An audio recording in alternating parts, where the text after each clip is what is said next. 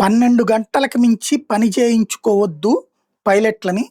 10 గంటలు పని చేయించుకొని 12 గంటలు సెలవివ్వండి అని director general of civil aviation ఇచ్చినటువంటి రూల్స్ కింద నిన్న ఒక 1000, ఇవాళ ఒక 1000, మొన్న ఒక 500 ఇండిగో క్యాన్సిల్ చేసింది కదా! ఆళ్ళు కావాలని చేసుకొచ్చారు. వాస్తవంగా ఈ రూల్ ఇచ్చింది 18 నెలలయింది.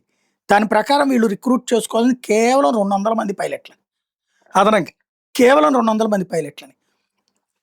60% మార్కెట్ షేర్ ఇండిగో దగ్గరుంది. అంటే భారతదేశంలో టోటల్‌గా నడుస్తున్న విమానాల్లో 60% ఇండిగో దగ్గరుంది. 200 మంది పైలట్‌లని చేర్చుకోలేదా? చేర్చుకోలా కావాలని. అదే సమయంలో ఈ రూల్స్‌ని ఎయిర్ ఇండియా ఇంప్లిమెంట్ చేసేసింది. నార్మల్ ఆపరేషన్స్ నడుస్తున్నాయి. ఆకాశ అమలు చేస్తోంది. నార్మల్ ఆపరేషన్స్ నడుస్తున్నాయి. విస్తార ఆపరేషన్స్ నడుస్తున్నాయి. ఓన్లీ 6-18 నెలల ట్రాన్సిషన్ పీరియడ్ ఇచ్చినా కూడా చెయ్యకుండా ఎయిర్ ఇండియా 500 మంది పైలట్స్‌ని ఇన్ అడ్వాన్స్‌గా అపాయింట్ చేసుకుంటే, ఇండిగో మాత్రం అపాయింట్ చేసుకోకుండా ఏడిపిచ్చుకు తింటోంది.